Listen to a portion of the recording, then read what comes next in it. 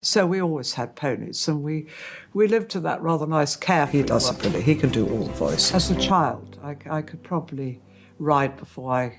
A necklace, a promise, and a queen's breaking point. When Charles reversed his word in front of everyone, Camilla's calm cracked wide open, sparking a royal scene no one will forget. Inside Buckingham Palace, everything shimmered with anticipation. The Royal Gala of 2025 wasn't just another event. It was the night the monarchy planned to dazzle the world. The ballroom glowed with golden chandeliers, and staff moved with precision. But behind the polished perfection, whispers filled the corridors. Every whisper carried the same question. Who would wear the legendary 4-strand pearl necklace once owned by Queen Elizabeth? That necklace wasn't ordinary jewelry. The pearls symbolized history, devotion, and quiet power. For decades, that necklace represented the soul of the monarchy. And in the weeks before the gala, all eyes turned to one person, Camilla. You've always got your first reading memories. Camilla believed the necklace would finally rest on her shoulders. Charles once said the words that sealed that belief. You will be the soul of the monarchy. That promise became Camilla's crown long before the necklace touched her skin. Every morning leading up to the gala, palace staff saw the change. New confidence, new authority, and quiet dismissal of anyone not aligned with Camilla's rising influence. But beneath the confidence, tension built like an unspoken storm. The palace air grew heavy, and loyalists whispered that the walls themselves felt different. And while the palace prepared for spectacle, one letter, quiet, handwritten, and trembling with truth, was already on its way to Charles. That letter would turn the night of celebration into the night that broke the crown's silence. Among the palace staff stood Elsie, a woman who had worked within those walls since youth. Charge about. It was all very sort of laid back. Elsie served Princess Anne with dedication and earned trust from William. In a place where loyalty often bent under pressure, Elsie never did. But one morning, Elsie's name vanished from the gala staff list. No explanation, no farewell, just gone. The official reason sounded polite: lacking innovation. But everyone inside the palace knew the truth. Camilla wanted control, not questions, and anyone loyal to Anne became a threat. Instead of pleading, Elsie wrote a letter. Each word carried sincerity and courage. The letter wasn't filled with anger. It was filled with honesty. Elsie warned that the palace was changing, that loyalty was being replaced by fear, and that Camilla was shaping the royal heart into a personal empire. That letter reached Charles late one rainy evening. The room was quiet, except for the sound of wind brushing against the windows. Charles sat in the study, reading every line under the soft glow of a lamp. What actually gave you the inspiration to sit down? Each sentence weighed more than the last. The letter spoke of truth, of honor, of a promise lost in the chase for power. Charles folded the letter, placed it beside the box holding the necklace, and stared into the distance. The promise to Camilla now felt like a mistake too large to ignore. By the time the sun rose, the decision was made. And when the gala began, no one knew that the night's most glittering moment would become its darkest revelation. The royal gala arrived in a storm of flashes, applause, and expectation. The ballroom gleamed, the orchestra tuned, and royalty from every corner of the world gathered. Charles stood at the center of attention, calm but unreadable. Camilla sat nearby, radiant in confidence, a smile that carried victory. Anne, William, and Kate took their seats, each aware that something unspoken hung in the air. The crowd murmured quietly. Sheep and cattle about it, and occasionally, if we were very lucky, waiting for one thing: the presentation of the necklace, the symbol of continuity, the sign of royal favor. Camilla believed this would be her moment. Years of waiting, years of judgment, years of standing beside power, but never truly within it. Tonight, all of it would pay off. Charles lifted the small velvet box, and the room fell silent. The orchestra stopped. Every camera pointed forward. Camilla straightened, ready for the moment that would finally seal her place in history.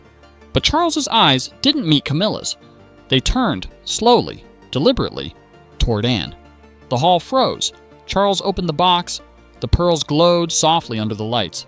And instead of walking toward Camilla, Charles stepped toward Anne. The gesture was calm, respectful, but devastating. The crowd gasped. The cameras flashed faster. Camilla's expression shifted from triumph to disbelief in an instant. Charles presented the necklace to Anne. The symbolism was unmistakable. The promise made to Camilla was gone. The crown had chosen loyalty over ambition. Camilla rose suddenly, moving toward Charles. Eyes wide, voice trembling, Camilla grabbed the box from the guard's hands. "You betray me in front of everyone!" The sound cut through the hall like thunder.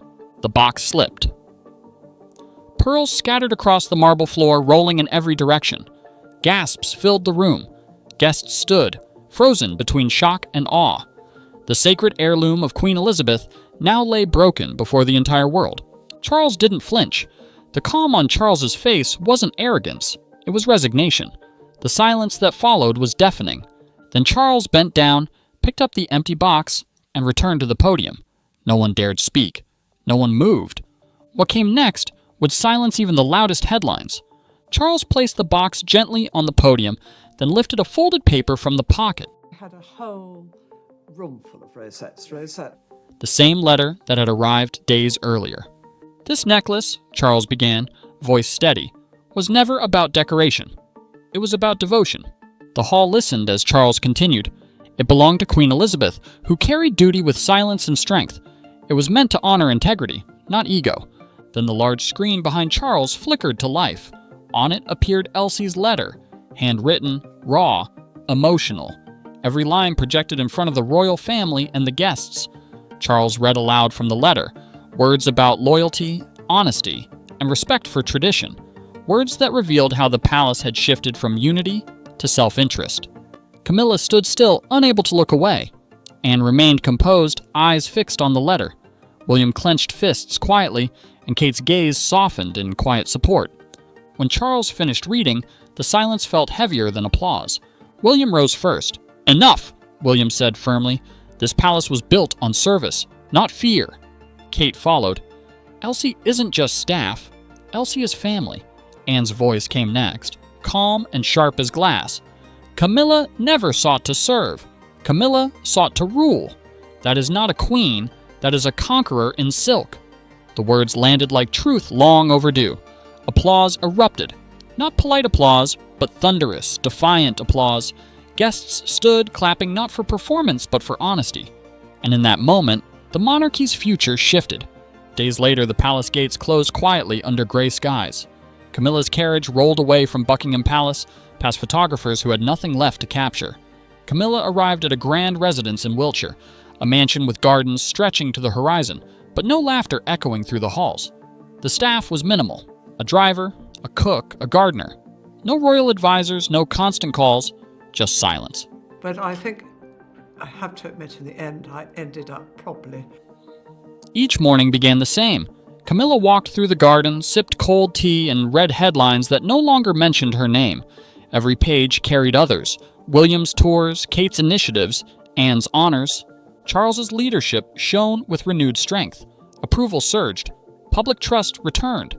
The monarchy seemed reborn, more united, more human. For Camilla, the silence became a mirror. The phone remained still. The grand rooms echoed with emptiness.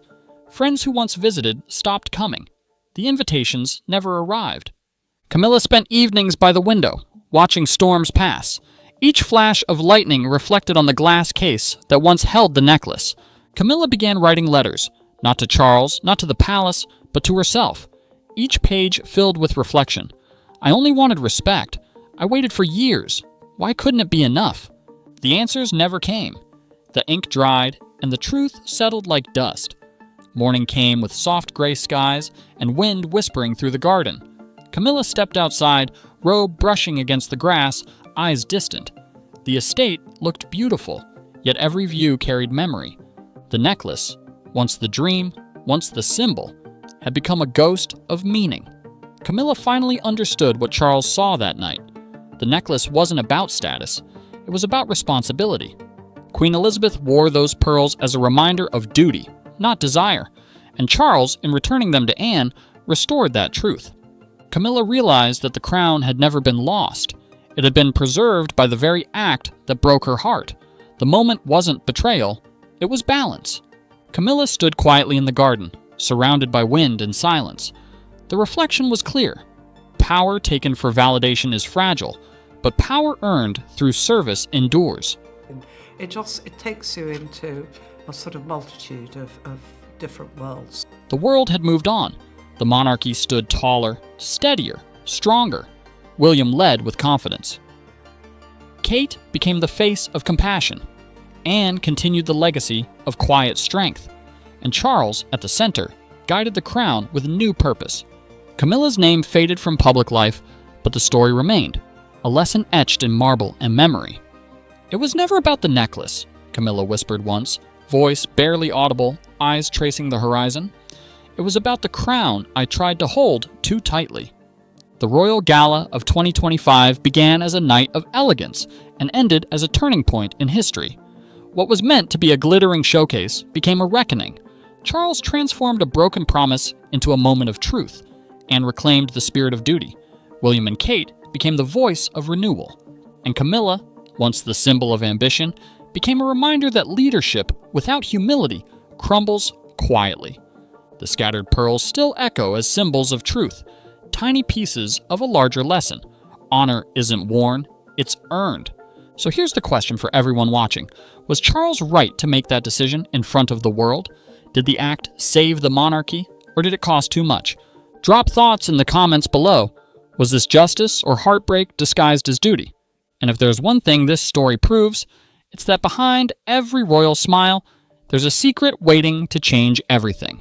Stay tuned for the next untold chapter inside the palace, because what happens behind those walls often shapes what the world sees forever.